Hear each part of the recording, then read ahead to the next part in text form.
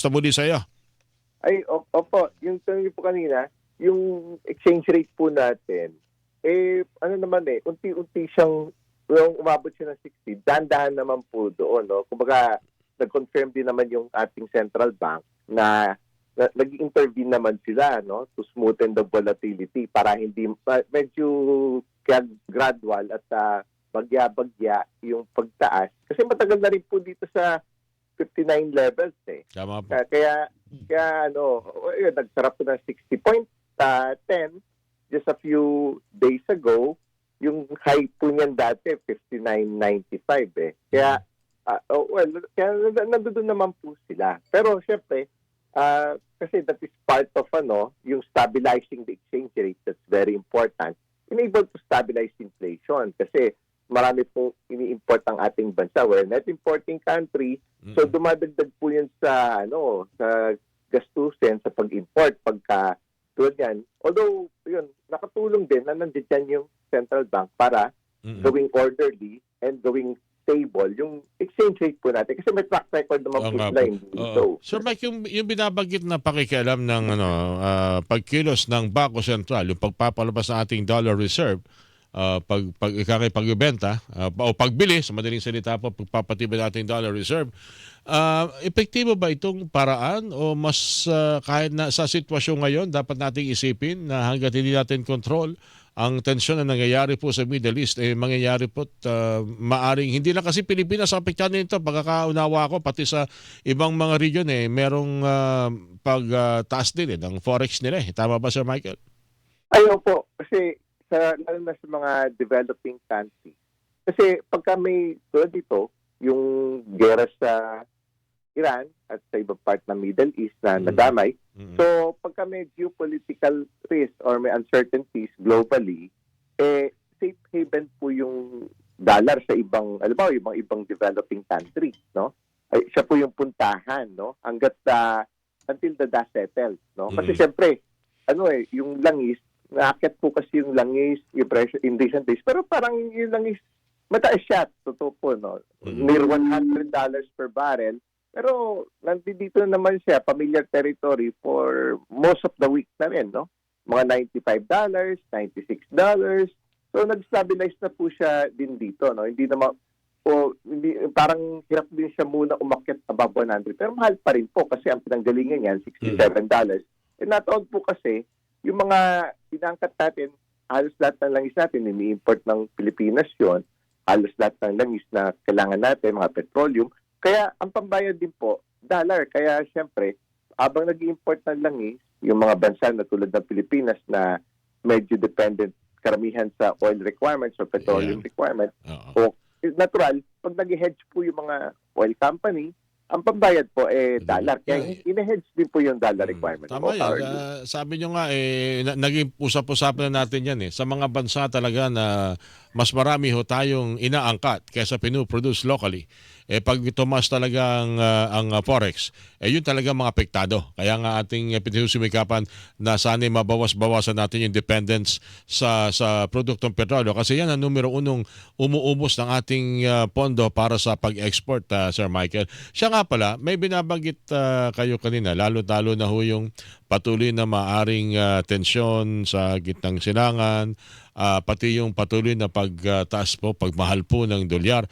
Meron ba pag-uusap sa inyo among mga ekonomista mo rin, mga kaibigan, na mukhang ang unang binabalikan sa war sa Middle East ay pahinain ng ekonomiya ng Amerika dahil nga po dito sa kanilang paggagera sa gitnang silangan at maaring sa halip na dolyar ay yung currency ng ibang bansa ang palakasin.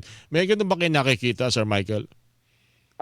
Bago po itong gera na to, meron na tinatawag na debasement of the US dollar, no?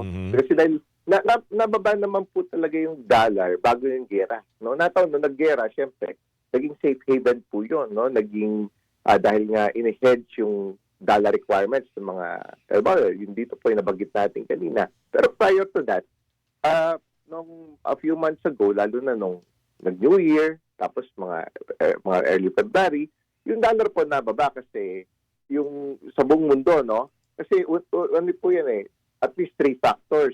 nagka-cut po ng interest rates yung US, no? Kasi nalilesen yung attractiveness ng dollar. Po cycles po yan eh. So, nagtataas sila ng interest rate noong February, yun eh. Yung Russia-Ukraine war, that was February 2022, 4 years ago. Nung nagtaas ng interest rates from record low kasi yung interest rate ng Amerika ng pandemic, from zero, inakyat po yan gradually, eventually, hanggang umabot ng 5.5%. So doon po naging attractive yung dollar. Noong time na yun, 51 po tayo, tapos nag-peak tayo ng 59, in same year. That was early 2022 before the Russia-Ukraine war, 51 lang po tayo noon.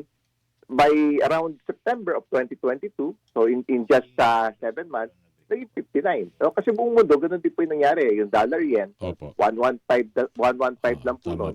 Nag-tick po yun ng mga 160 per US dollar. Kumbaga, ngayon naman po, balik na dahil tinrabaho po nila yung inflation mula nung 4 years ago kasi similar yung situation po ka-orly. Nung nagka-cut na sila, dahil pinahina po nila yung ekonomiya ng buong mundo para umina po yung demand sa oil, para umagal yung inflation. Na yun po yung trabaho ng mga central bank, price stability. They will make sure na pababain yung inflation, kahit ang presyo pahinahin ng ekonomiya. Doon nagka-cut na po yung, for the past 1.5 years, nagka-cut na po yung mga central banks. Kaya yun po yung naging sitwasyon, Carly. Tapos yung policy ni Trump, siyempre may policy unpredictability si Trump.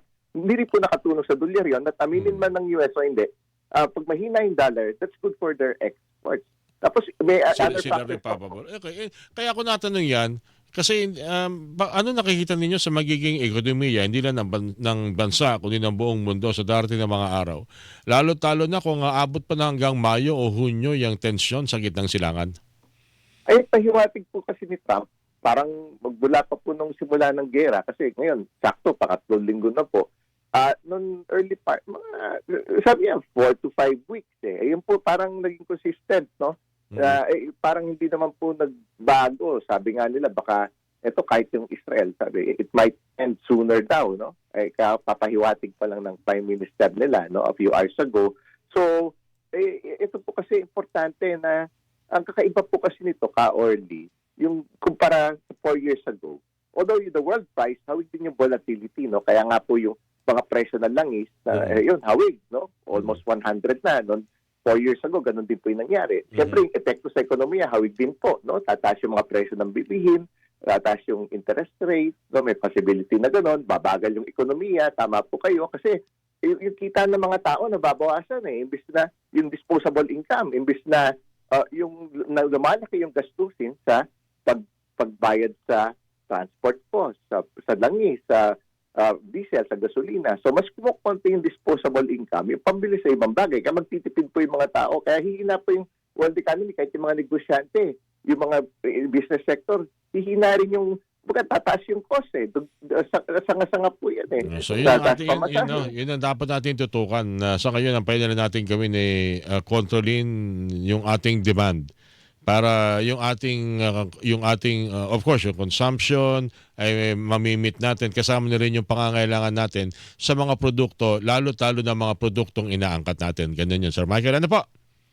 Opo, kaya tama po yun, Taordi, kasi ang kakaiba po ngayon, kasi sa Strait of Hormuz, 20% po ng crudo sa buong mundo nadaan po doon. Ngayon, halos wala po makadaan. Anyway, tama po yun. Siguro, Sir Michael, kung tayo magkakaroon pa ng pagkakataon, kasi gusto kong palawakin itong epekto ng yung planong pag-alis ng excise tax. Ako, talagang iba. Yan ang, ako personally, siguro nakikita kong makakatulong sa mahal na presyo ng produktong petrolyo. Siguro next time, pag-usapan natin yan para na rin sa kapakanan po ng ating mga kababayan, lalo-talo ng mga tsuper ng mga pampublikong sasakyan. Sir Michael, maraming salamat sa ipagpapaunlak uli. Sa ulitin po, sir. Opo, maraming salamat din po, Carly. Sa inyo mga taga-subaybay. Magandang umaga po, Good morning po sa inyo. Ginoong Michael Ricaport, ating nakakausap sa tuwi-tuwi ng ekonomista.